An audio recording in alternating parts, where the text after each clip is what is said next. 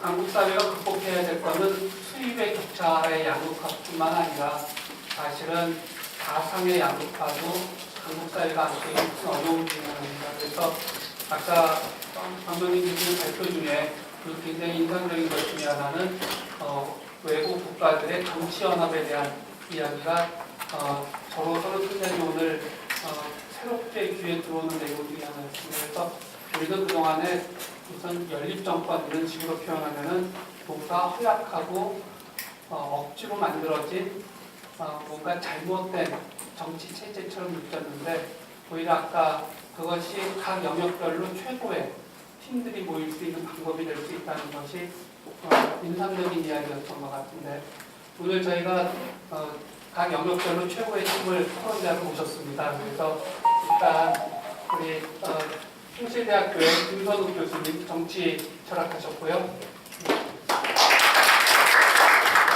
네, 법무법인 2명에서 지금 활동하고 계시는 우리 박종훈 변호사님 모셨습니다. 네, 그 다음에 우리 이국은 교수는 한일파 한동대학에서 좀 적법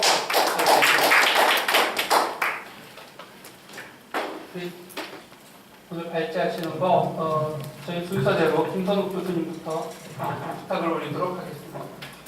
네, 안녕하십니까. 간단히 몇 가지만 말씀드리겠습니다. 저는 정치 철학이라고 소개를 해주셨는데 이런 자리에 오면 철학적으로 얘기하면 너무 이제 공허해져서 정치적으로 얘기하면 좋을 텐데 그 분야는 워낙 오늘 박명민 교수님께서 깊이 얘기를 다 해주셔서 저는 철학으로 좀 도망을 가는 게 안전할 것 같다는 생각이 듭니다. 오늘 이제 수많은 말씀을 다 해주셨고 디테일하게 이제 통계자료도 말씀을 해주셨기 때문에 완전히 이제 그런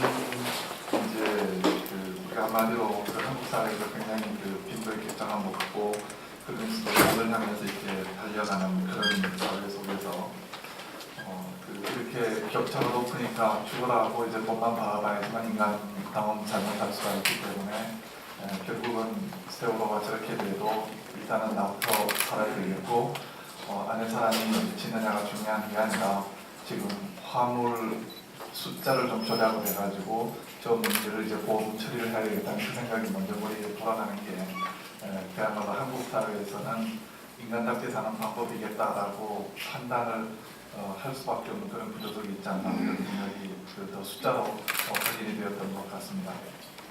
저는 한 몇 가지 세월호 사건과 더불어서 이제 고민을 했던 부분이 있는데요. 첫 번째는 이제 이번 사건이 터지고 그러면서 곧바로 언론에서 이제 이와 유사한 사건들을 전부 리마인드를 시켜줬습니다. 수많은 대구 지하철부터 훨씬 전부터 삼풍백화점 등등 이제 우리가 떠올릴 수 있는 수많은 사건들이 떠올랐고 그리고 그 사건들에서 벌어졌던 여러 가지 구체적인 내용들을 보게 되면 구조적으로도 패턴이 거의 일치되는 그런 패턴들이 굉장히 많이 있었던 걸 우리가 알 수 있었습니다. 그렇다면 이제 우리가 일반적으로 현재 어떤 행동을 할 때는 과거로부터 배우게 되고 과거를 반추하면서 현실에 어떻게 행동을 할 것인가를 이제 판단하는 것이 당연히 이제 우리 사고 속에서 이루어지는 하나의 메커니즘일 텐데요.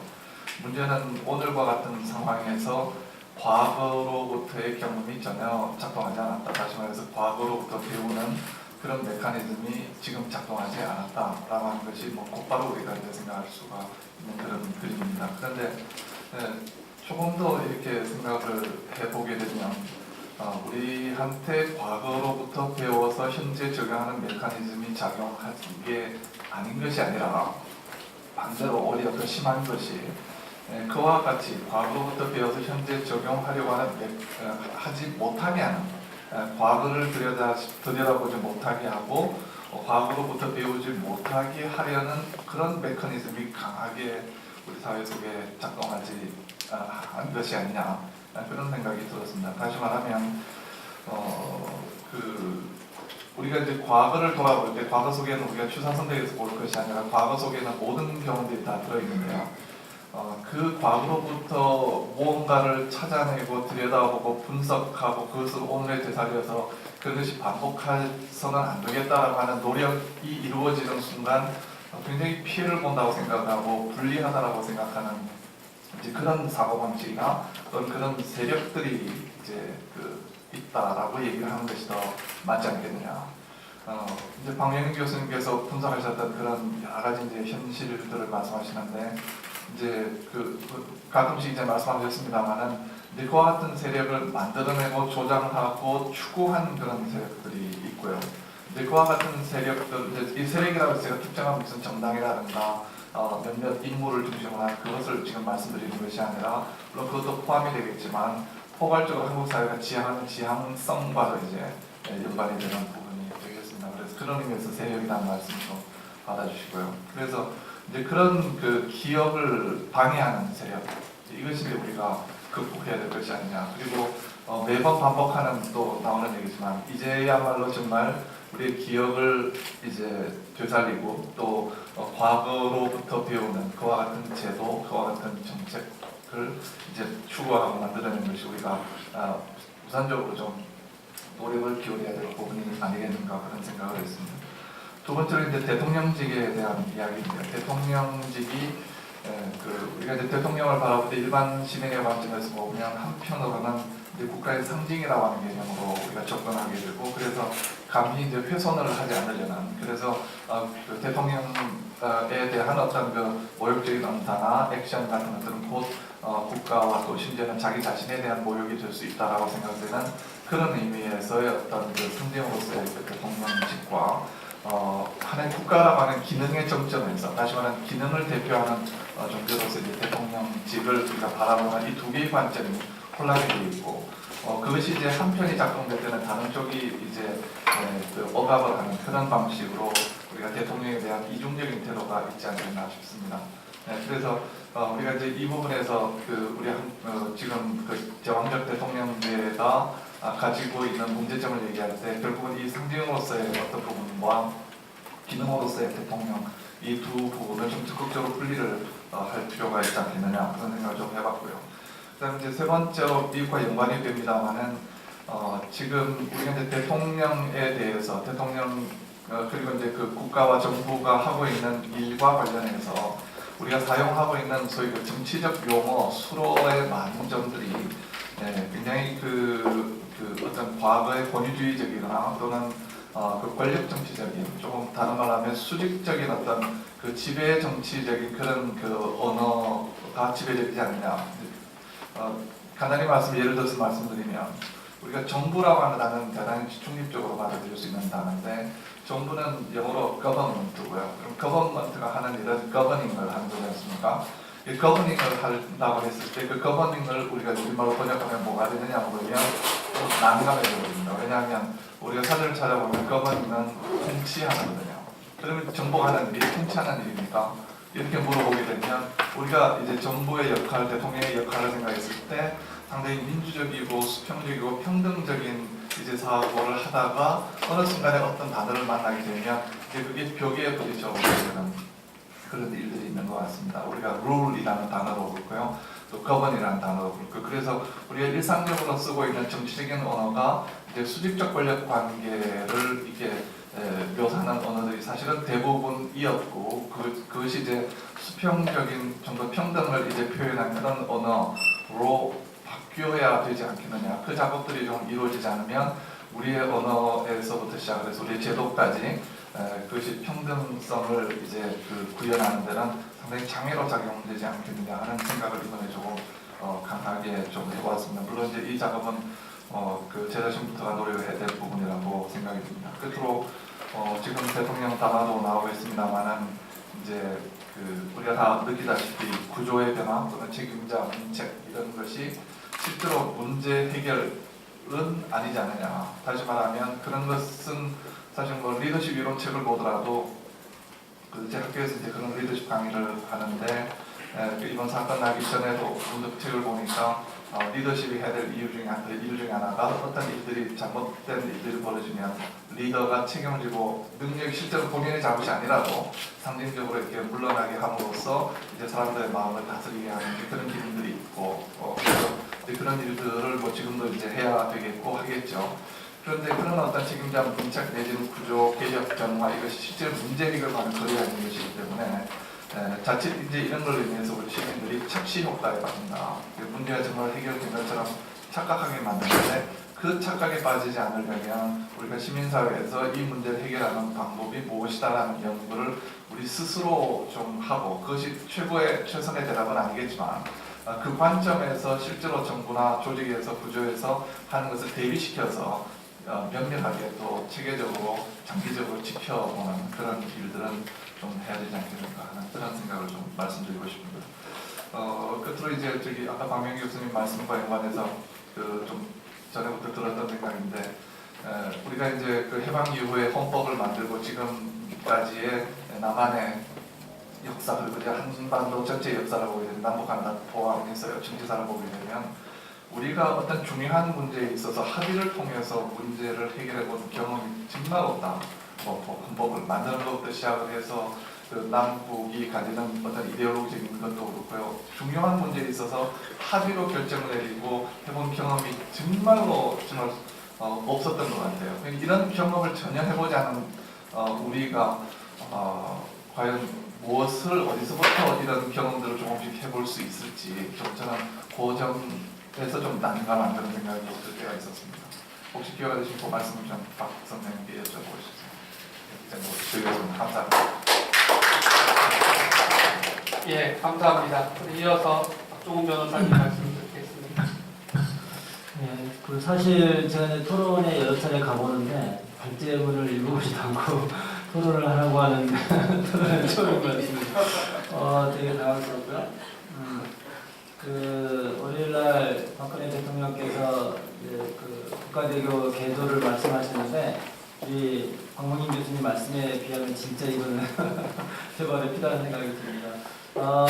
제가 말씀드릴 수 있는 거는 국가대교 개조에 관한 거는 제 영역 바뀐 것 같고요. 현실 변호사로서 지금 이제 세월호 참사하고 밀접하게 관계를 갖게 되는데 오늘 이 자리에서 말씀드리는 거는 제가 이제 대한변협의 세월호 피해 대책 TF의 이제 대변인이면서 이제 총괄 지원하는 그런 역할에 있어서 그것과 상관없이, 왜냐하면 혹시라도 제 말이 또 그런 TF나 특별위원회에 무슨 공식적인 입장으로 오해되면 안 되기 때문에 순전히 개인적으로 참석하게 됐다는 걸 먼저 말씀을 드립니다. 저는 이제 사실 기독법률가에서 이제 사회위원장으로 최근에 다시 일을 하게 됐는데요. 세월호 사건이 발생하고 나서 저희 멤버 중에 한 사람이 노숙인 사역을 주로 하던 변호사, 풀타임으로 노숙인 사역을 하는 변호사가 세월호 때문에 진도에 내려가면서부터 이제 관계를 맺게 됐는데요.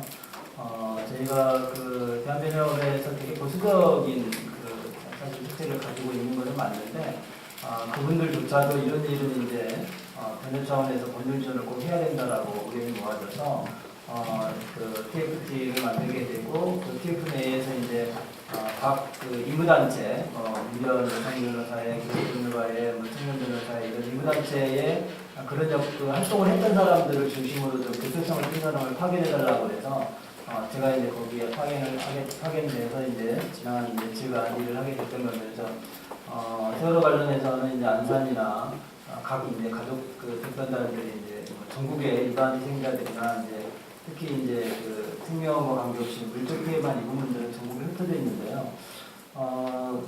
이게 이제 제가 쭉 보면서 느껴지는 거는 알면 알수록 이게 정말로 총체적인 부실 아닌가. 그 이제 저희가 목사님 설교 가운데 그런 비유를 들던데요. 이제 사막을 건너가려면 낙타가 필요하잖아요. 낙타 등에다가 짐을 실는데 사람들이 이제 이제 자기가 짐을 안 지고 낙타에다 다 이제 짐을 올리는 거죠. 계속 올리는데 이 낙타 등이 막 쉬는 거예요. 이제. 그만 올려야 된다는 걸 다 지금 눈치챘어요. 더 올리면 안 된다는 거를. 근데 마지막 한 사람까지 지푸라기 하나까지 다 낙타 등에 쏙 올린 거예요. 근데 이제 어느 순간에 어떤 사람이 낙타 등에다가 마지막 지푸라기를 탁 올리니까 낙타 등이 부러지면서 주저앉았어요. 이런 거 이제 사고가 난 거죠.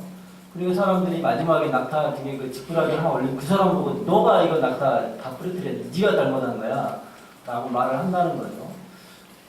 그 사람이 사실은 이제 선장일 수도 있고 그 누구일 수도 있죠. 근데 저한테 이제 가슴에 가까운 거는 나는 그 낙타가 허리가 부러지는데 지푸라기 하나 올린 그 사람이 나는 아닐까. 나도 그런 거란 생각이 드는 거예요. 그러니까 제가 기독법률가로서 어떻게든 이제 하나님의 뜻에 따라 법률 영역에서 하나님 나라가 조금 여러 가지를 했지만 국가 안전에 대한 고민을 해본 적이 없는 것 같아요. 그렇게 보니까 이 사건은 최초에 이제 예컨대 우리나라가 뭐 해운 강국이라고 하고 최소한 뭐 세계 3대 해운국가 그 생산업체도 다 우리나라에 있는데, 근데 문제는 우리나라에 유일하게 여객선만은 남이 쓰다가 버린 거를 갖다 쓴단 말이죠. 그건 또 문제가 있는 거예요. 그리고 이제 20년 된 거를 갖다 쓰는데 그전 법에는 이제 10년만 쓰라고 하는데 이제 또 20년을 쓰게 법을 고친단 말이에요. 왜 법을 고쳤을까? 무슨 일로? 당연히 이제 뭐가 들어갔겠죠. 이 국내 여객업을 하는 사람들과 거기에 매달리는 공무원들과 뭐 직접 관계는 있을지 없을지 뭐 국회의원들까지 다 이제 이렇게 법 개정이 들어갔단 말이죠. 그래 20년 동안 쓸 수 있게 되니까 그러면 이제 국내 해운업체는 이제 돈을 훨씬 많이 벌 거 아니겠어요? 남이 버린 거 갖다가 개조해서 10년만 쓰면 20년을 쓰게 됐으니까. 그러면 그 사람들은 책임이 없는 건가? 그걸 또 불법 개조한단 말이죠. 꼭 개조에 관여됐던 사람들. 우리 세월호에 이제 그 승조원들이 있는데 프라이드를 느낄 만한 사람이 하나도 없어요. 그냥 뭐 1년짜리, 3개월짜리 갖다 쓰는 거예요. 왜? 인건비 아끼려고. 그런 사람 보고 무슨 배와 함께 너가 배와 함께 생명을 바쳐. 무슨 누가 그런 욕을 할 수 있겠어요? 그 청해진 해온 사람들, 거기에다 물건을 그 고정 결박하는 고박업체 사람들, 짐 실는 사람들, 그거 다 원래 해경이나 이런 사람이 통제했어야 되잖아요. 통제 안 하거든요. 이제 알아서 해. 다 이제 지켜본 사람이 아무도 없었어요. 뭐 심지어는 출발 시간 2시간 늦으니 계속 짐 실는 거죠. 그 과정에서 수많은 사람들이 가려진 게, 제가 놀란 거는 너무나 많은 사람들이 조금씩 지푸라기 하나씩 올린 거예요. 그 벼가 침몰할 때까지. 그게 이제 첫 번째 서막이죠. 이 벼가 침몰이 그냥 그 3개월짜리 무슨 뭐 조사정보를 돌려가지고 침몰했다기보다는 여기까지 수많은 과정들에 수많은 사람들이 관여가 있었다는 거죠. 사고가 났어요. 사고가 나가지고 이제 제일 먼저 나오는 거가 이제 허위보도부터 나오죠. 다 구했다. 걱정하지 마라. 부모님 내려갔더니 곧 온다 기다려라. 이제 우리 애들 이제 원 입혀가지고 집에 데려가면 되겠다. 아무도 안 하죠. 왜 안 오냐? 우리 섬에 쉬고 있다. 왜 안 오냐? 사실은 잘 모르겠다. 뭐 하고 있는 건데 사실은 배에 있는 것 같다. 그게 현실이에요. 그게 어떤 놈이 거짓말을 유포하고 그걸 받아가지고 또 언론에 유포하고 사람을 2번, 3번 마음을 찢어놓는 거죠. 그리고 이제 구조를 하러 가야 되는데, 그래서 한번 이제 뭐 가족들이 막 큰 소리 나죠. 왜 이렇게 되냐. 빨리 구해달라. 우리 애를 빨리 구해달라. 거짓말 친 것까지 그렇다고 빨리 구해달라.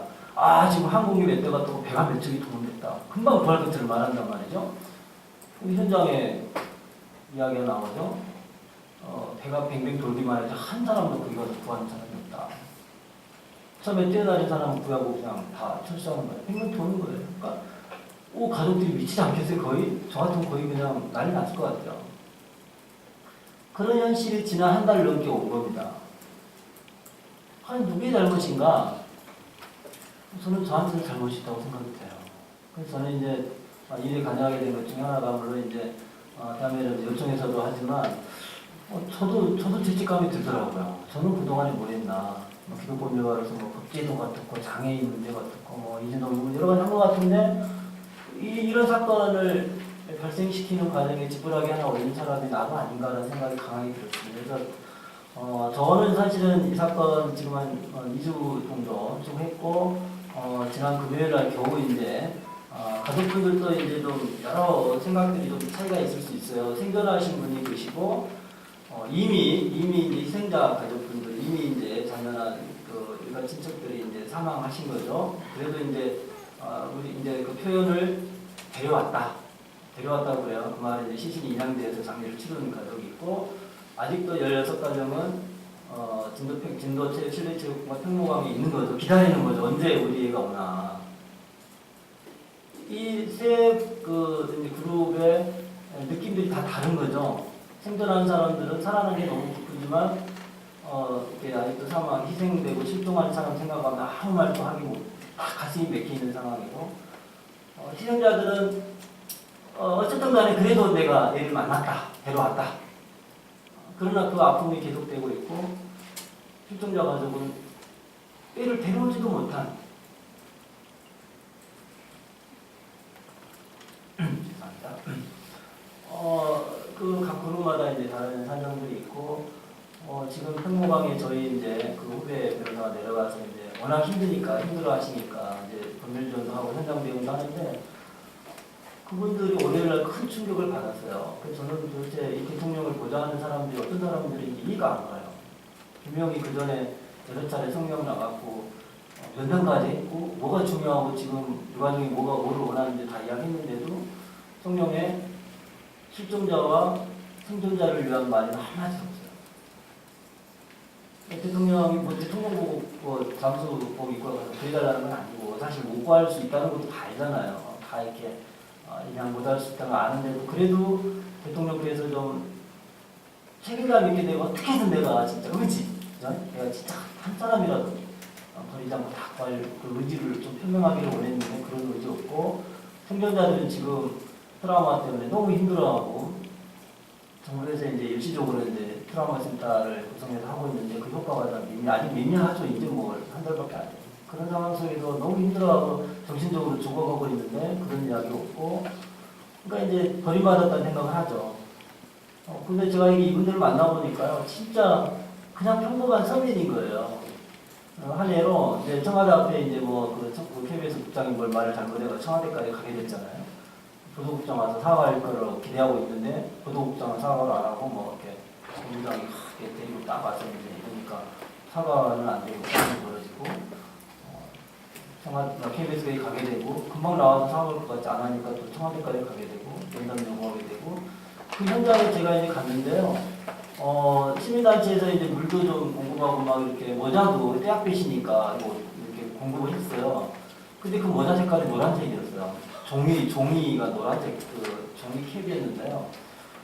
그때 가족들이 그러는 게 혹시 우리가 노란색 색깔이고 모자 쓰고 있으면 또 어떤 특별한 정치색을 띤 사람을 오해받을 수 있다. 우리 전부 다 모자를 받자. 웃어가지고 꾹꾹 있었어요. 종이색이 나오고. 왜? 정치색깔로 덮씌워주는 걸 싫다는 거죠.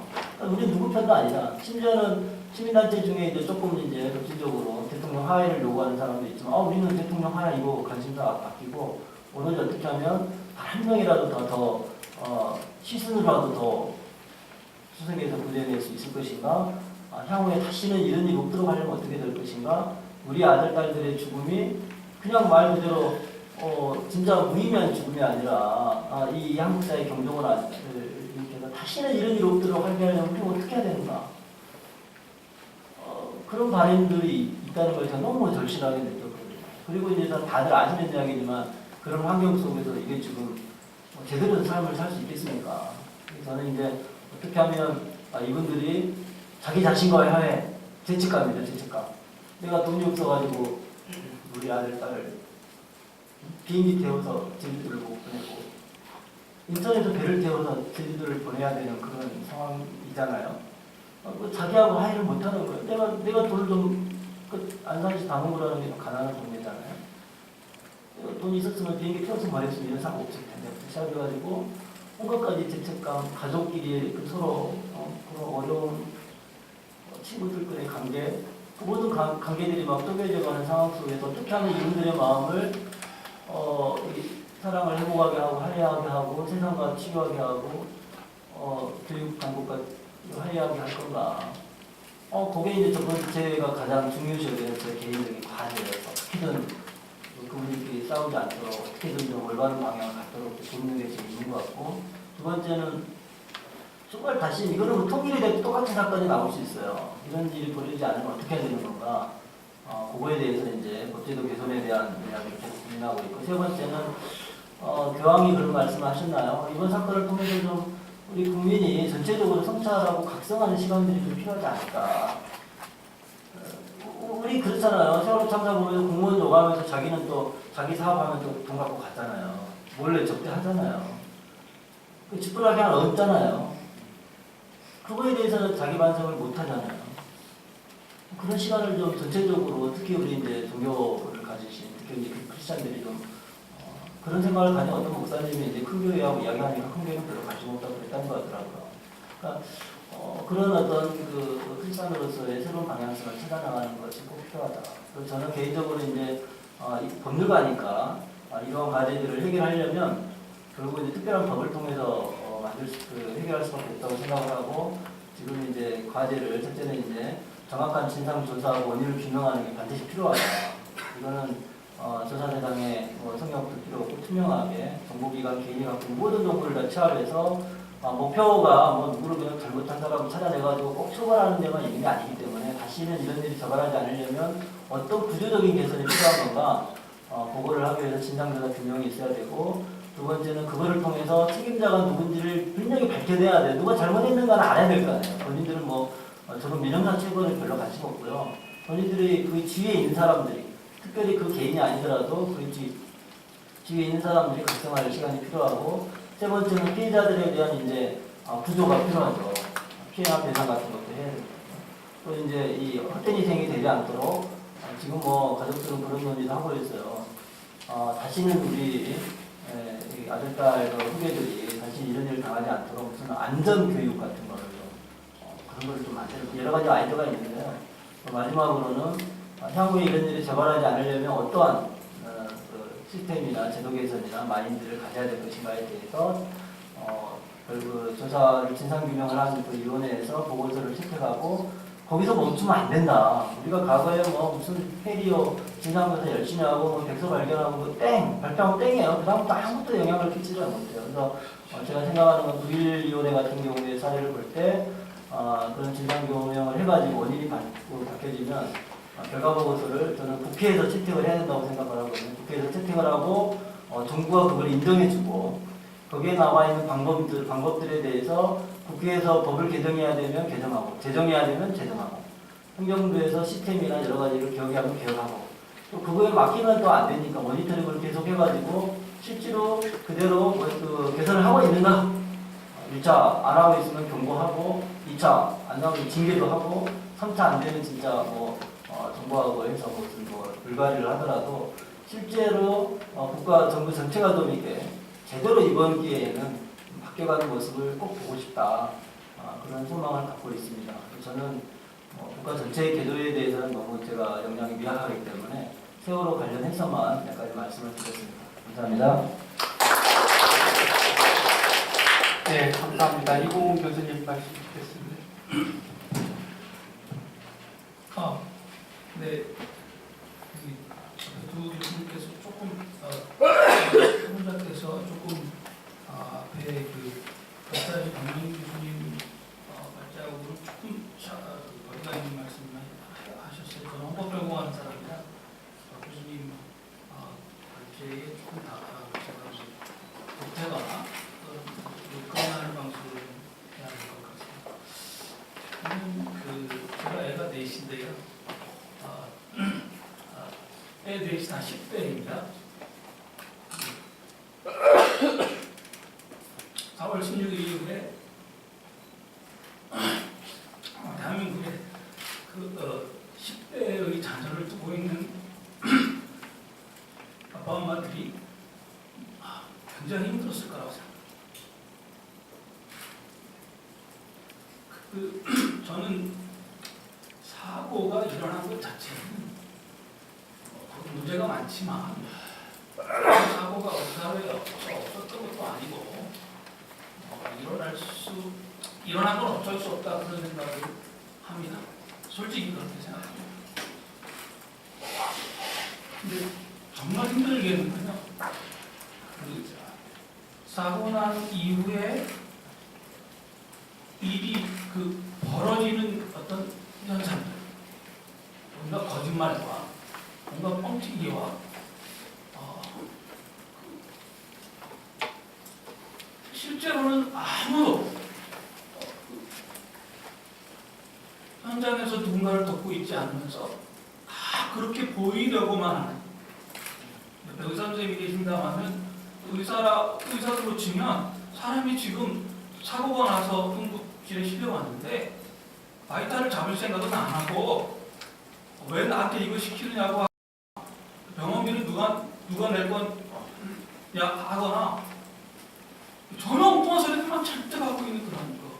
근데 이제 과거에도 계속 그랬겠죠. 근데 이번이 좀 다른 것은 우리 국민 모두가 이 종편들의 아주 치열한 언론 경쟁 때문에 실시간으로 그걸 다 봤다는 거예요.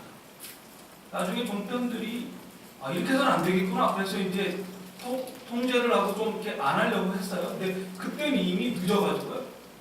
그 다음부터는 이제 뭐 이런저런 인터넷 언론들도 있고, JTBC는 아예 내려가서 또 그렇게 하고 그래서 지난 한 달여 저 개인적으로 너무너무 마음이 힘들었고, 대한민국의 30, 40대, 10대 자녀를 둔 모든 아빠 엄마들이 지금 저와 비슷한 심정이 아닐까 생각합니다.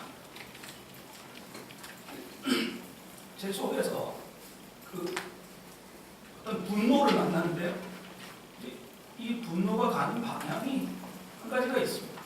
제 안에 저도 이제 태어나 보니까 집이 교회라서 계속 예수 믿는 것밖에 모르고 살아왔는데, 이런 일을 닥쳤을 때 저희가 배운 신앙으로는 스스로 자책하고 그 자기의 죄책감을 하나님 앞에 구하고 용서를 구하는 방식으로 이 문제를 덜어내는 것을 배워왔어요.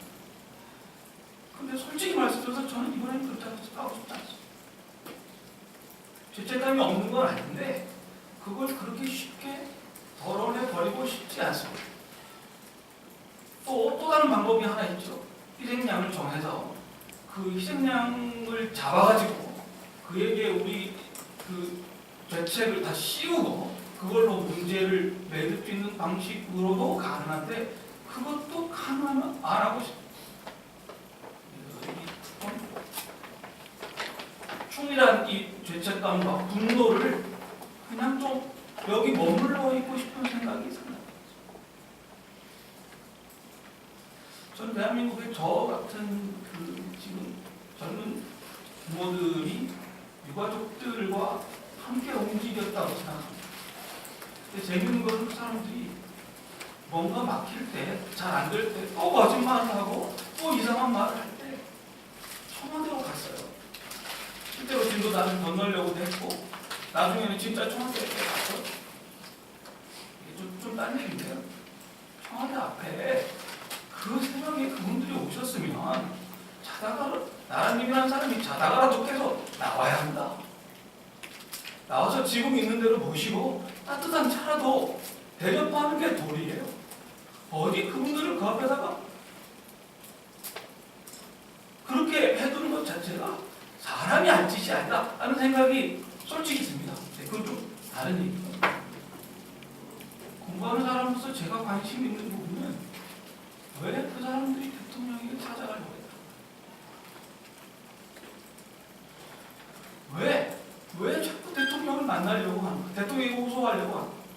저는 이 세월호 사태가 우리 사회에 지난 70여 년 동안 관영해온 이 국가라고 하는 신화, 이걸 무너뜨리고 있다고 생각합니다. 우리에게 있어서 국가는 위에 있는 겁니다. 주변부에 있는 사람들이 생각할 때는 어딘가 중심에 있는 겁니다.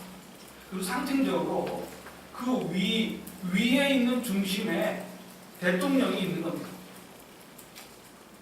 많은 사람들이 기대하기를 그래도 그 국가가 있다면 그 위에 있는 중심에 뭔가를 호소하면 그래도 뭔가 해결은 되겠지.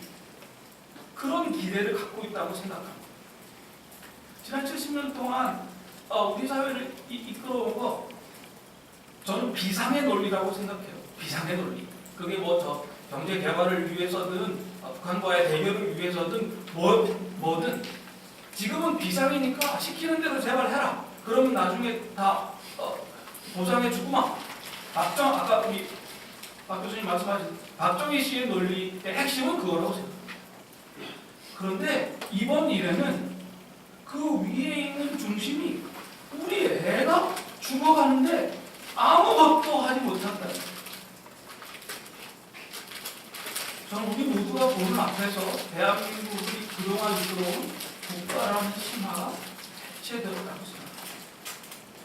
자, 그러면 이제 이 대한민국이라는 국가의 신화가 해체된 그 상황에서 어떻게 해야 되느냐? 저는 사실 좀 낙관적으로 보지 않습니다. 상당히 비관적으로 일이 전개될 가능성이 많다고 생각합니다. 이제 사람들은, 대한민국에 있는 사람들은 누구도 국가를 믿지 않을 겁니다. 공적인 섹터에 무슨 소리를 하든지 믿지 않을 겁니다. 그나마 믿을 만한 사람들을 찾아 나설 겁니다. 가족끼리 더 모일 거고, 동문회가 더 잘 될 거고, 아는 사람들끼리 돌아가면서 그들끼리 하는, 알지 못하는 사람들은 배제하고 정보를 주지 않고 타자화시키고 적으로 만드는 이런 일종의 대한민국의 정글화가 진행될 가능성도 있다고 생각합니다. 나아가서는 권력을 맡고 있는 사람들이 이와 같은 식의 대한민국의 정글화를 오히려 조장할 가능성도 있다고.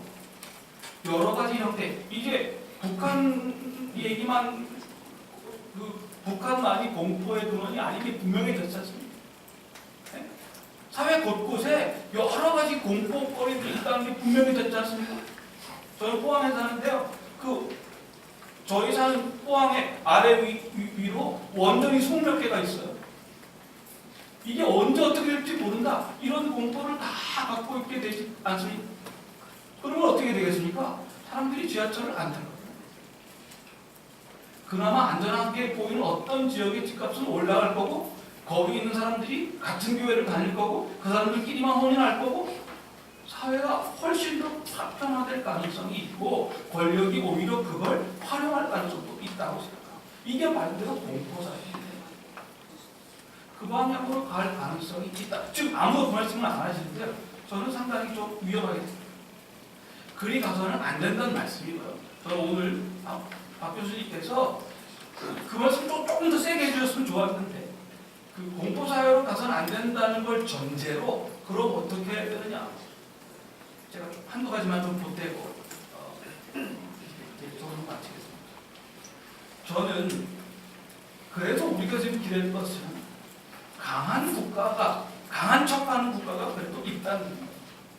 그리고 지금 이 세월호 사태 앞에서 가만히 있지 않고 이대로 있어서는 안 된다고 광화문에 모이고 이런저런 소리를 내고 이런 토론을 만들어내는 그래도 비교적 강한 시민사회가 있다. 그러면 이제 이 강한 시민사회가 강한 국가를 효과적으로 통화하고 효과적으로 활용할 수 있는 시스템을 만드는 것. 이 방향으로 이야기가 모아져야 된다. 그 중에 첫 번째는 제가 보기에는 민주적인 하원을 건설합니다. 민주적인 하원을 건설합니다. 대한민국에는 지금 의회라는 게 있지만 하원은 없습니다. 300명 국회의원들이 모두 다 상원의원적 특권식에 가득 차 있습니다. 상원은 숙고하는 곳인데요. 그렇다고 숙고를 하냐면 전혀 그렇지 않습니다. 제가 과거에 국회의원들한테 이런 말을 한 적이 있습니다. 대한민국의 국회는 지금 기능적으로 한 5년 전인데 국회 본회의는 매주 목요일날 저녁에 손석희 국회의장을 모시고 MBC에서 백분토론 이런 걸로 열리고, 국회의 상임위원회는 아침마다 역시 손석희 위원장을 모시고 이런저런 전문가들을 모아서 한다. 대한민국의 국회의원들은 거기 출연하려고 하지 실제로 국회를 운영하지 않습니다.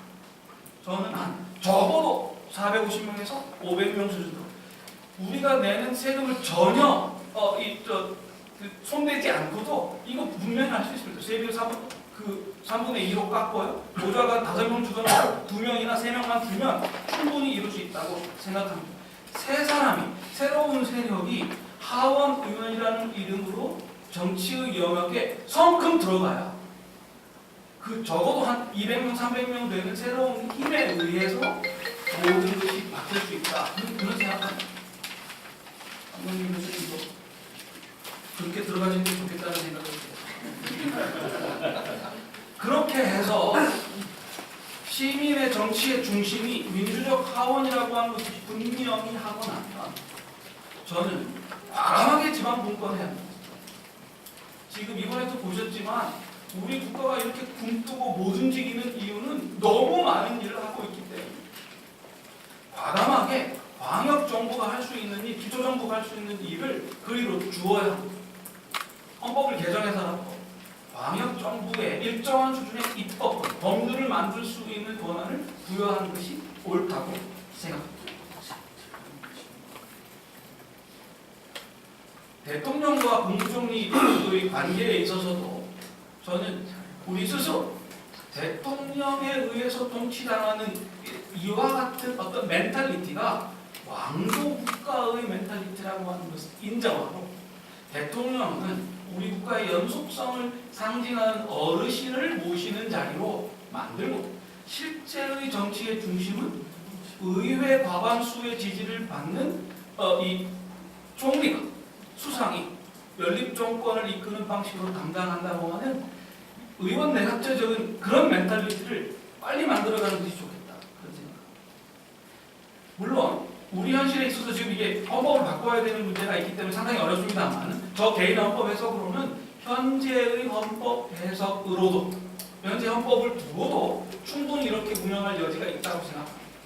근데 지금 대통령께서 안대희 씨를 책임 총리로 임명하겠다니 그렇게 하셨는데, 저는 여기에는 조금 차이가 있다고 생각합니다. 이번 인사는 제가 보기에는 대통령께서 시민들의 지지를 받는 어떤 다른 정치 세력과 권력을 나누겠다고 하시는 것 같지는 않고, 오히려 그동안에 너무 만기칠람을 했기 때문에 이 국가 섹터 또는 이 관료 섹터들과 좀 권력을 나누겠다, 유능한 관료를 등용해서 대통령의 권력을 그리고는 나눠주겠다는 것인데, 그걸 책임 총리라는 이름으로 정당화하는 것은 조금 우리 보수 신문들이 조금 이 프레임을 그렇게 지금 바꾸고 있는 것이라고 생각합니다. 그 외에 뭐 여러 가지 제가 말씀을 드릴 수가 있겠습니다만은 한 가지만 더 말씀을 드리겠는데, 아까 우리 박 교수님께서 감독권이라 이렇게 말씀하셨는데, 그 감독권 중에 결국 제일 중요한 부분은 역시 정보 권력을 갖고 있는 국정원이고, 그 다음에 사법 권력의 핵심을 갖고 있는 검찰일 거라고 생각합니다. 그리고 또 하나는 언론인데요. 그 중에 저는 전략적으로 검찰 권력을 국가검찰과 자치검찰로 이완화해서, 실질적으로 이완화해서 검찰 권력을 분립 경쟁시키는 것이 현 시점에 있어서는 상당히 중요한 어떤 출발점이 되지 않을까 그런 생각하고, 그런 의미에서는 차라리 교육감은 좀 선출하지 말고 유자격자들을 모아가지고 그들 가운데서 지방 검사장들은 16개거든요. 지방 검사장들은 모두 다 선출직으로 바꿔가지고 그들로 하여금 대부분의 지방의 사건들은 담당하게 하고, 대검을 중심으로 국가적인 사건들은 사실상 보비처 역할을 하도록 만들어가는 것이 어떻게 하는가 이런 생각을 갖고 있습니다. 예, 뭐 들 말씀이 많습니다. 제가 땀을 좀 많이 해서 땀을 말씀드립니다. 네, 저희가 오늘 주시는 질문이에요. 세월호 구조를 두고 새로운 계층 간의 갈등이 감지됩니다. 어느 정도는 예상된 것이었는데 우리나라가 전 분야에 걸쳐 나뉘어 있으니까 이런 것들을 해결하기 위한 기독인의 자세와 노력 결점은 무엇일까요? 그 다음에 이거는 뭐 별도의 질문인데, 실종자 수 16명이 정말 맞는 말인지 승재 총 인원이 정밀하게 재파악될 필요도 있는 것 같습니다. 뭐 이런 질문을 역시 이것도 세월호를 갖고 또 질문을 주셨네요. 네, 그 뭐 간단한 것도 말씀드리면, 그 현재까지 최종 476명이 탑승했다. 승조원 포함해서, 승조원 선생님 포함해서. 근데 이제 갑자기 이제 그 명단에 없는 분이 발견된다는 이야기가 또 이제 슬슬 나오는데, 아마 현재까지는 476명이고요. 며칠 지나면 한두 분 더 늘 수도 있습니다. 그러니까 실종자 숫자도 현재까지는 16명이 맞는데 며칠 지나봐야 알 것 같고요. 그게 왜 그러냐면, 통상적으로는 그 배를 탈 때는 항상 다 이렇게 쓰고 뭐 개인정보 제공하고 해경에 다 전달이 되고 원칙적으로 티켓팅을 다 해야 되죠. 그런데 이제 그렇게 하는 일반 승객들이 있고, 승조원들은 자기 그 저기 선장이고 선원인데 자기한테 자기가 티켓팅을 하지는 않을 거 아니에요. 그러니까 승조원이라는 그 그룹이 있고, 그 그다음에 이제 여기서 일하는 분들이 계십니다. 원래 이제 선박회사 사람은 아닌데 뭐 이벤트 업체에서 지금 이게 지금 알바생이라고 그러죠. 이벤트 업체에서 온 사람들 이런 사람들은 이도저도 아니니까 티켓팅은 안 하고 그냥 타는 거죠. 우리 배에서 이렇게 이벤트 할 사람이니까 당신은 그냥 타라. 또 이제 가다가 그 무슨 선장님 나 알잖아요. 나 좀 태워주세요. 또 탄단 말이죠. 그러니까 숫자 자체가 이게 정확하지 않은 거예요. 사실 476명으로 확정되는데도 6번 정도 얘기하는 거죠. 그거를 뭐 발표하는 꼭 정부 잘못이라고 보기도 어려운 우리가 얼마나 이게 허술하게 지금 시스템을 다뤄왔나 그런 생각이 들어서 그 말씀 먼저 드리고요. 지금 문제는 각각 여기 이제 타신 분들이 전체적으로는 조금은 가난한 분들이 게 맞아요. 아까도 제가 잠깐 이야기했지만 제주도를 가는데 웬만큼 돈 있는 사람은 비행기 타고 가지 인천에서부터 비행기 타고 물론 이제 낭만적인 분들은 그 낭만을 누리기 위해서 그런 분들도 좀 계실 수 있겠지만 대부분은 그렇지 않거든요. 그러니까 단원고 학생들이 300여 명이 갔는데 왜 이 사람부터 배를 탔겠어요? 서울의 강남에 있는 학교 같으면 비행기를 대절해서라도 갔겠죠. 그러니까 어떤 그런 경제적인 차이들이 있고 그 다음에 일반인들도 이제 거기에 물론 여러분들이 이미 보도를 통해서 많은 분들을 알겠지만 뭐 이제 아예 제주도로 이사 가려고 했던 분도 있고 제주도에 가서 일을 하시려고 중장비 도인데 막 고생해가지고 중장비 사가지고 한 1년 쓰다가 이제 제주도 가서 또 돈 좀 벌려고 가다가 이제 지금 침몰하는 사람도 있고 각가지 사례들이 있습니다. 지금 현재는 크게 나누자면 가장 숫자가 많은 게 이제 단원고 학생 제일 많고요. 학생 선생님이 제일 많으니까 그 안에서 이제 생존자가 있고 사실 언론을 잘 뒤져보시면 숫자가 막 서로 조금 달라요. 보통 이제 172명이 생존했다고 하는 게 아직까지는 정설인 것 같고요.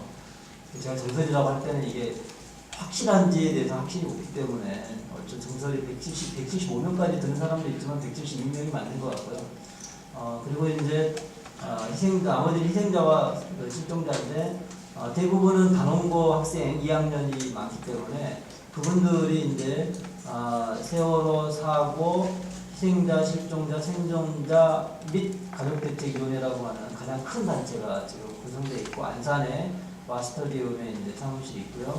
원래 이제 희생자, 실종자, 생존자를 다 포괄하기 때문에 진도 팽목항에 있는 16분 중에 이제 거기도 이제 좀 나눠져 있죠. 선생님도 있고 또 학생도 있고 일반인도 있고 승무원도 있고 내수도 이렇게 구분하죠. 이 합쳐서 16가지고요. 그리고 이제 생존자들 같은 대부분이 학생이지만 학생이 아닌 생존자도 있습니다. 그리고 이제 그 희생자 중에는 학생이 아닌 또 일반인 희생자가 있는데 그분들이 이제 대부분은 뿔뿔이 흩어져 있지만 단원고 쪽 분들은 다 이제 사는 곳이 같기 때문에 그렇게 되고 인천 쪽에도 또 이렇게 일반인 희생자 중심으로 지난주 주일날 오후 2시에 인천시청 앞에 미래광장에 이제 분향소 2개였던 걸 하나 합쳐가지고 지금 하고 그러니까 그런 여러 가지 이제 다양한 사정들이 있고 그분들의 심정들이 다 다릅니다. 다른데 한 가지 명확한 거는 실종자 문제가 해결되기 전까지는 다들 이제 보상 배상 말하기도 참 어렵고 그리고 이제 다른 어떤 앞으로 나가기가 참 어려운 그런 사정이라는 거죠. 그러니까 그분들은 마음을 너무나 잘 알기 때문에 개인적으로 여러 가지 진전된 어떤 의견을 갖고 있다 하더라도 의견을 얘기가 참 어렵고 그래서 이제 서로 뭐 감정들이 사실은 또 복잡하잖아요. 복잡하고 개개인마다 저는 이제 55세 되신 그 유일한 딸 하나를 진짜 전부 온 정성을 다해서 키웠지만 이제 떠나보내는 어머님을 보면서 정말 이게 이제 제정신으로 살기 어려운 거잖아요. 그렇게 되면 그런 분들이 어떻게든 이제 정신을 차리고 미래지향적으로 이 딸의 희생이 억울한 그냥 진짜 무의미한 것이 되지 않도록 하려고 노력하는 그 모습을 보면서 참 그런 쪽에 우리가 희망이 있는 거 아닌가. 그래서 여러 가지 갈등 상황에 대해서 트라우마 센터나 이런 분들이 많이 노력을 하는데요. 여기 뭐 의사선생님 계시고 저희가 전공이시지만 당분간의 단기적인 효과를 보기는 어려울 것 같고요. 오히려 그 비공식적으로 이제 개개인들이 그쪽에 전문 분야를 가진 분들이 와서 하는 프로그램이 오히려 또 좋다는 평을 받기도 하고 그래서 사실은 저희가 이제 특별법을 만들거나 정부와 협상하는 가장 중시하는 것 중에 하나가 또 생존자들의 이 정신과적 치료를 어떻게 장기적으로 최소한 3년 이상 갈 거라고 보는 사람이 많거든요. 그러니까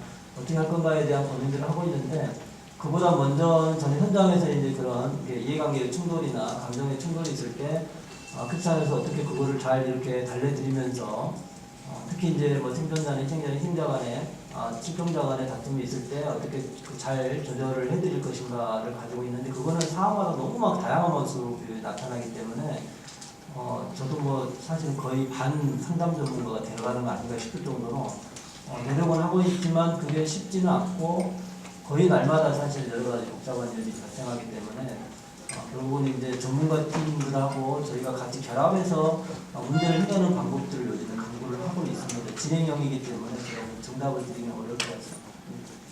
예, 그러다 보니까 세월호 사건에 대한 것처럼 저희가 오늘은 사실은 한국 사회의 미래 방향에 대한 걸 갖고 저희가 좀 생각을 하는 그런 날이라서요.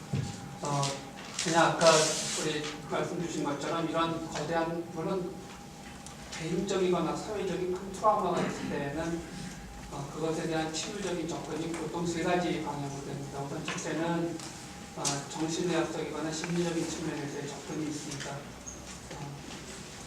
그리고 또 한 가지는 사회적인 치유가 있습니다.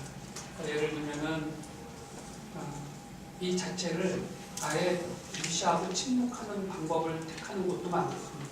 옛날에 우리나라 민주화운 그때 고문당해서 죽어가는 사람들이 있었을 때 사회 전체적으로는 침묵하는 방법으로 해결했던 시절도 있었거든요. 또는 진실과 화해위원회와 같이 분명한 진실을 규명하고 책임을 갖다가 알게끔 하는 그리고 뭐 화해를 하던 어떻게 하던 하는 접근 그 다음에 이제 재판에 넘기는 방법이 있습니다. 그리고 마지막으로는 그에 대한 보상이나 배상 또는 기념을 하는 것입니다. 이번에도 뭐 4월 16일을 국가 안전의 날로 정하겠다 이런 것들이 이제 전형적인 사회적 치유의 방법들이거든요. 저는 박물관 기념관을 세우겠다든지 뭐 이런 것들입니다. 근데 이와는 또 달리 또 다른 차원에서의 치유의 방법은 문화적인 차원의 치유들이 있게 됩니다. 그래서 지금은 아주 응급한 상황이니까는 부모들과 일반분들에 대한 그냥 정신의학적, 심리적 치유와 이제 일부 사회적인 치유가 접근되고 있지만 아마 이것이 아까 우리 이국훈 교수님 말씀하신 것처럼 굉장히 큰 사회적 임팩트를 갖기 시작하게 되면은 문화 전체를 바꿔나가기 시작하는 측면이 있고 그 문화가 얼마나 치유적인 문화가 될 수 있냐에 따라 한국 사회가 아주 부정적인 사회로 바뀌던지 아까 굉장히 무서운 얘기들을 하셨는데 듣다 보니까 북한과 매우 비슷해요. 북한은 절대로 공식적으로 발표하는 건 전 인민이 아무도 믿질 않거든요. 자기가 개인적으로 알고 믿고 있는 사람들이 구정으로 전해주는 것만 받아들이려고 하는 사회적 문화가 아주 강한 사회인데 이게 진짜 뭔가 다른 변화가 생길 수도 있겠다라는 아까 생각이 들었습니다. 예, 계속해서 질문 들어와서 이제 시간은 많지 않지만 그 다음 질문을 좀 보도록 하겠습니다. 우리 성균관대학 이해환 교수님께서 질문을 주셨습니다. 박명희 교수님한테 주셨는데요. 발표 내용에는 헌법 개정을 하여야만 해결할 수 있는 대안들이 많이 제시된 것 같습니다. 세월호 사건을 계기로 헌법 개정 논의가 단순한 정쟁적인 일과성 논의가 아니라 올바른 방향성 하에 효과적인 여론 수렴을 거쳐 실제로 열매를 맺기 위한 노력이 경주되기를 기대하는 마음이 있습니다. 그렇게 될 수 있는 가능성이 어느 정도 있을지 구체적 절차의 면에서 어떤 방향으로 진행되어야 할 것인지에 대하여 의견을 부탁드립니다. 앞에 또 우리 세 분이 말씀해 주신 거에 대해서도 박명희 교수님이 간단하게 또 코멘트를 해주시길 원하고 계셔서 그냥 한꺼번에 다 이해환 교수님 것까지 묶어서 말씀을 그냥 한꺼번에 주시죠. 예. 예, 좀 어렵습니다. 아직 그 사건이 한가운데 있어서 저희가 그런데 저는 그 행복단이고 이제 두 번의 글을 썼는데 아직 세 번째를 쓰지 못하고 있는데 그게 바로 뭐냐면 이제 대한민국은 과연 세월호를 넘을 수 있을 것인가? 저는 사건적 세월호, 사건으로의 세월호를 넘을 수 있다고 봅니다. 의사의 저력이나 여러 가지 능력이나. 그런데 구조적 세월호, 구조로서의 세월호를 넘는 것은 상당히 어렵고, 이 사건으로서의 세월호를 넘는 대증적이고 관료적이고 제도적인 접근이 구조적 세월호를 더 악화시키지 않을까. 상당히 저는 그게 두렵고, 사실은 이번에 대통령 담아보고 상당히 놀랐습니다. 상당한 저는 지금 두려움을 느꼈습니다. 그래서 그것은 그 말씀드리고 이제 좀 말씀 주신 걸 말씀드릴 텐데요.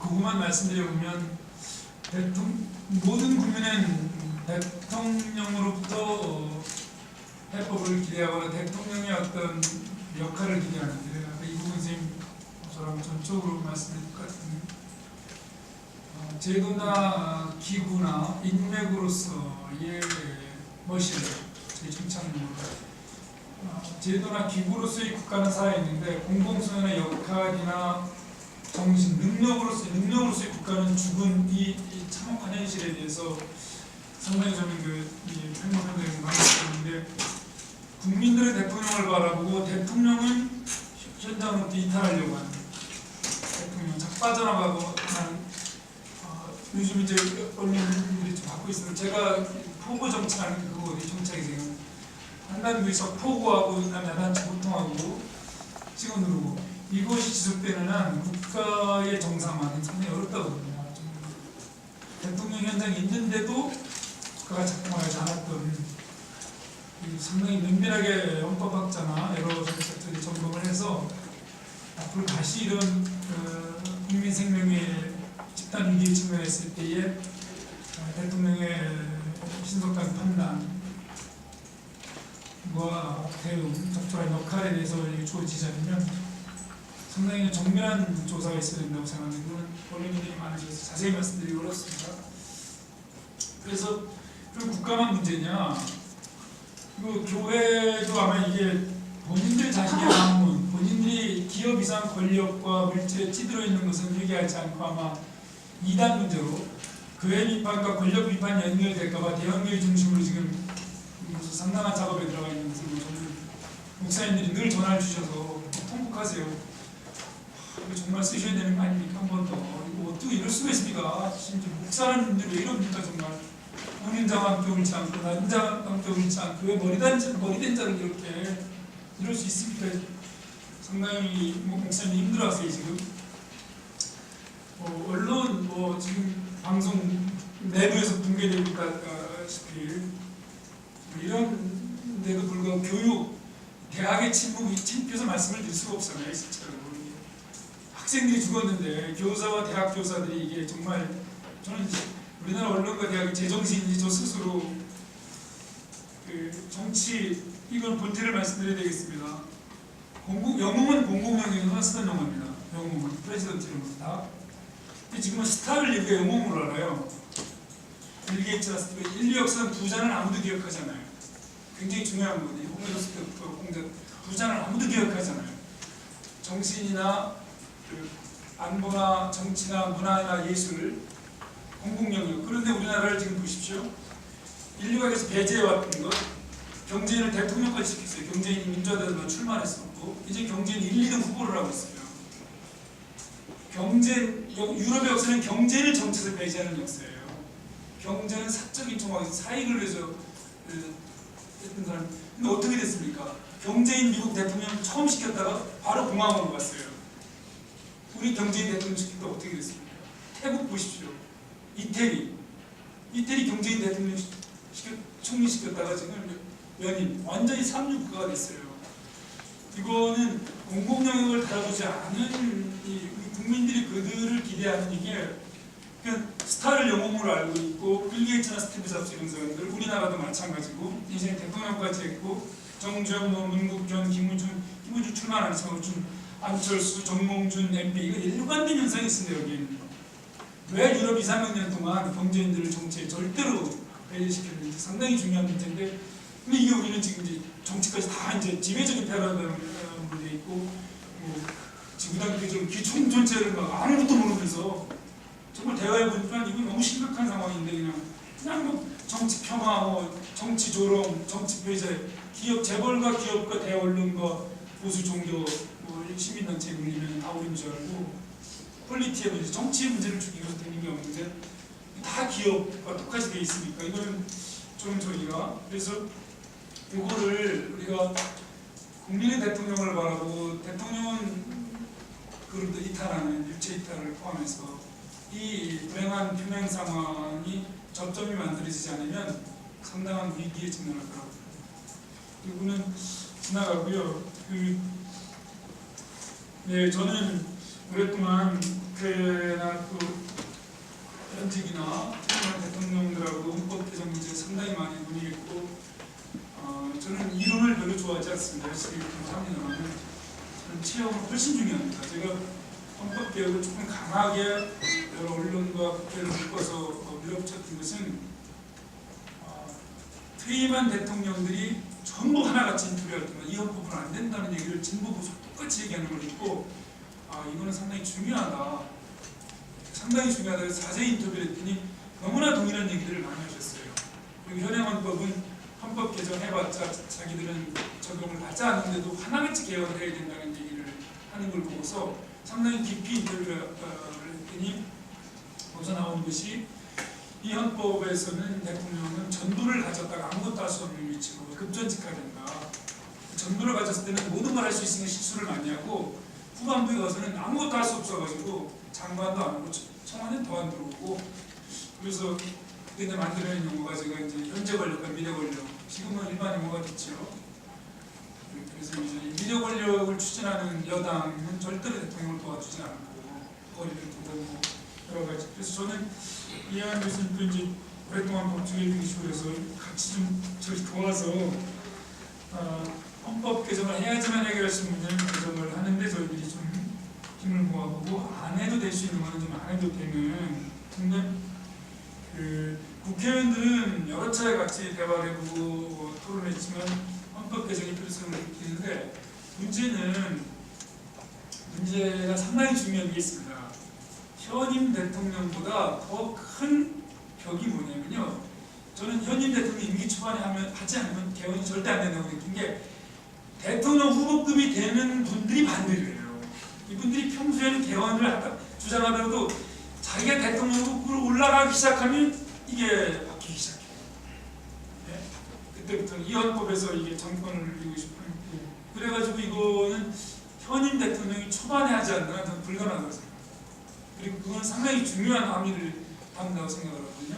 그 뒤로 오히려 5년을 더 잘 특채할 수 있는 앞에 말씀해 주신 거는 이거 너무 좋으신 말씀이고 동의하는 거라 김선욱 선생님 워낙 정치 철학을 많이 하시고 그래서 이제 제도나 관료 개혁의 문제 해결이 아니라 능력과 의지나 이런 그래서 우리 사회는 너무 수직적이고 억압적이라 정말 상세히 분석해 보면 깜짝 놀랄 만한 일이 너무 많아서 평등성을 구현하는 그래서 군주론 쏠 때 마키아벨리가 군주론 제목을 프린스로 붙인 거는 목숨을 내놓고 쓰는 거예요. 그 제목 자체가 더 킹이라고 하지 더 프린스라고 하는 거는 왕들 연먹으라는 거거든요.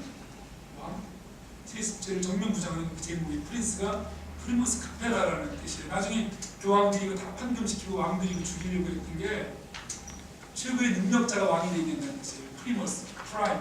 카페라가 케이프 능력이라는 뜻이에요. 최고의 능력자. 세습제, 왕제를 부인하는 거예요. 그래서 군주라는 제목 자체가 최고의 능력자가 최고 통치자가 되어야 된다. 그래서 저는 평등을 합의나 타협이나 연합으로 한국 사회가 문제 해결 방식이 바뀌어야 된다는 이거는 저는 전적으로 동의하고요. 박정은 변호사님 지금 정말 그 사회에서 대한민국 전체에서 아마 저는 가장 중요한 위치에 있으신지 모르겠어요. 세월호 문제를 어떻게 치료 극복하느냐가 단순한 심리적 트라우마 문제뿐만 아니라 미래까지 너무 걸려있어 너무 중요한 역할을 하시는데 이게 저는 아파하는 자는 힘이 없고 힘 있는 자는 아파하지 않는 이중성 문제인 것 같아요.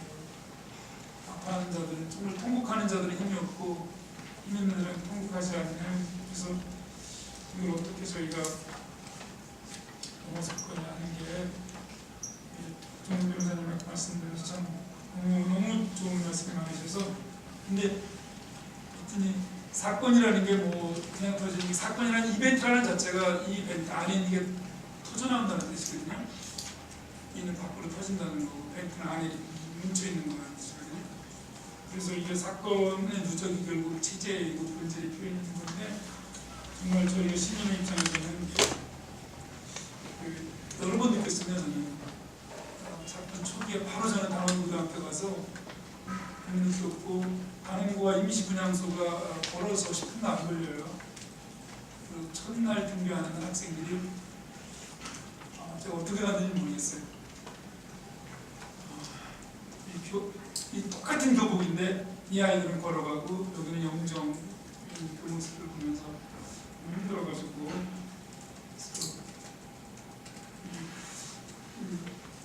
이 대통령의 행동에서도 현장에서 이제 총리한테 당신들이 안타까워하고 여기서 질문하고 부탁하는 게 아니다. 당신들은 결정하고 명령하고 지시하고 투입해가지고 문제를 해결하는 거지.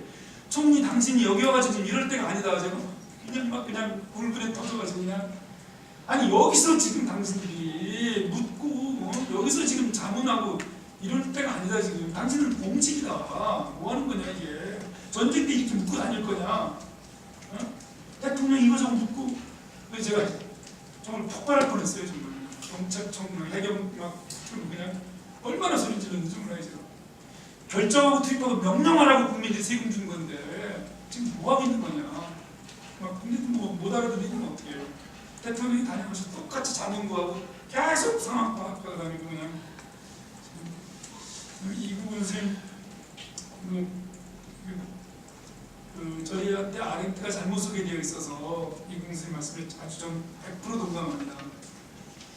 아르헨티가 머신에 들어갔을 때, 권력에 들어갔을 때의 아이만에 대해서 악의 평범성을 얘기했지만, 그것이 너무 많은 사람들에 대한 나치에 대한 동일한 범죄를 가질까 봐 이건 천재니까 아르헨티는 이제 그리스 고전을 다 읽었기 때문에 가해자와 피해자와 구조자 사이에 이게 아주 인류의 고전적인 게 해석들이 있거든요. 이게 왜 가해자가 나중에 구조자 역할을 해서 피해자를 이중표해 준 걸 절대로 용어를 못 쓰네요.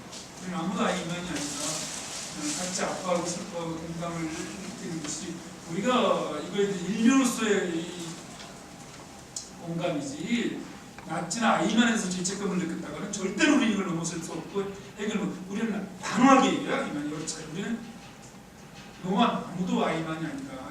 근데 이거를 선장이나 저도 그걸 이승만에 많이 비유하고 있습니다만, 그래서 우리 문명에 대해서 아이만 하는 것은 상당한 전 문제라고 정말 책임성 문제. 앞으로 우리 이제 전현택 선생님 힐링 많이 말씀하시고 그러실까 저희가 정말 제가 현장에서 느꼈어요.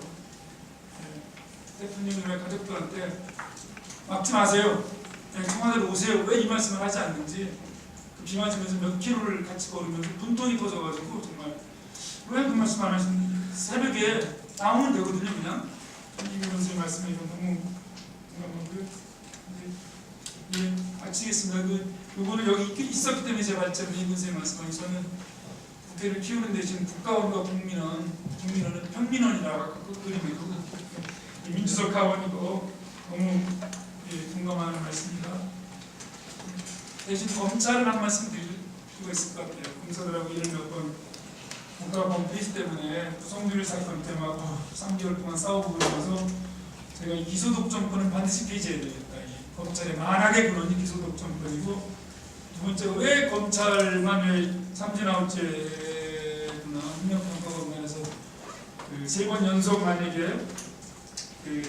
영장이 기각되면 옷을 벗기고 또는 일정한 소출해서 유죄 판결을 일정한 비율이 하면 변호사 개혁 금지시켜야 된다. 국회에 있는 분들이 이게 로마에서 많이 논의됐던 거라 하려했더니 밖에서 조심해야 될 거다. 네가 아마 어디서 돈 빌렸구나. 네가 강통한 거 제일 먼저 잡아놓을 테니까. 잘 그거. 근데 저는 이 세 가지 꼭 하고 싶어요. 정말 기소급전 그거는 이건 정말 만약의 근원이라고 생각이 들어서 그런 선진하고 제가 유세를 어떻게 해야 되는지 이건 좀 그래서 죄송합니다. 예, 저희 지금 오늘 토론자로 나오신 세 분한테 1분씩 마지막 클로징 리마크, 오늘 하는 전체에 대해서 듣고 토론하고 느끼신 거에 대해서 한 말씀씩만 부탁드리고 오늘 저희 마무리를 짓도록 하겠습니다.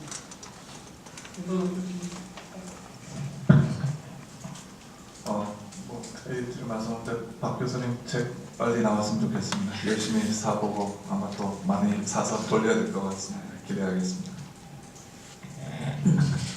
저는 이제 세월호 사건을 보면서 수많은 이해관계와 감정의 대립이 나오게 되는데 수많은 애곡도 있고 거짓도 있고요. 근데 통일은 사실 이거보다 더 험난한 길이 될 거잖아요. 그래서 저는 이거를 우리가 잘 내부에서 제대로 용해시키고 제대로 문제를 해결하지 못하면 아직은 통일을 할 자격이 없는 거 아닌가 그런 생각도 들면서 어쨌든 제가 이 사건을 전 국민이 각성하고 성찰하는 과정 속에서 잘 해결을 해내고 그것이 또 자부심과 원동력이 돼가지고 통일로까지 갔으면 좋겠습니다. 네, 이상입니다. 예, 지금 박종훈 변호사님 말씀하실 때 저도 똑같은 느낌입니다. 왜 세월호 사건과 같은 게 터졌을까? 우리는 통일이 점점 가까워지고 있다고 하는데 우리 나라와 사회와 국민들의 상황이 통일에 얼마나 적합한가를 이번에 이렇게 리트머스 시험지를 한번 찍었다 빼는 것처럼 있는 건 혹시 아닌가 하는 생각이 들어서 정말 이번에 이걸 통해서 전체가 한번 개혁, 개조라는 표현을 쓰셨는데 할 수 있는 기회가 되면 좋겠고 사실은 이것이 또 다른 의미에서는 우리 한국 교회에게 주는 또 다른 경종이라고 생각이 듭니다. 앞으로 한국인들은 아까도 그 말씀하셨지만 배에서 나오는 공식적인 어나운스를 저걸 믿을까 말까라고 하는 것. 과거에는 그거를 믿어야 된다고 생각을 했었다가 이제는 각자가 굉장히 반프로페셔널리즘적 사고를 하게 되는 쪽으로 지금 바뀔 가능성이 매우 많아졌거든요. 이렇게 되면 국가는 훨씬 더 위험해집니다. 이게 프로페셔널한 것을 인정하는 사회일수록 선진국가인데 우리는 그걸 믿었다가 이렇게 당할 수 있다는 것 때문에 사실은 원자력 발전소에 나쁜 부품 집어넣는 사람들이 가장 최고 전문가들이 집어넣는 거거든요. 그래서 우리 한국 사회가 지금 정말 위험한 상황으로 이제 끊임없이 밀려가고 있구나 하는 생각들을 하게 돼서 어찌되었던 오늘 저희 KPI는 통일과 세월호 앞에서 본 대한민국 미래에 대한 방향을 갖고 오늘 했고요. 우리 박명진 교수님 정말 사자훈을 토해주셨고 또 우리 손희 기자분들도 좋은 말씀 주셔서 저희가 아마 이 프로그램 끝나고 난 다음부터의 시간들은 이 시간 갖기 전하고 또 달라질 것 같다는 생각들을 합니다. 앞으로 한반도 평화연구원에서 계속해서 진행하고 있는 다양한 프로그램들에 관심을 좀 가져주셨으면 좋겠고요. 주로 앞으로는 오늘 주로 문제가 됐었던 양극화나 사회 치유와 관계된 프로그램들이 KPI에서 준비하고 있습니다. 그래서 아마 여러분들 그걸 갖고 또 같이 생각하고 고민할 수 있을 것 같습니다. 예, 오늘 프로그램 마치도록 하겠습니다. 감사합니다.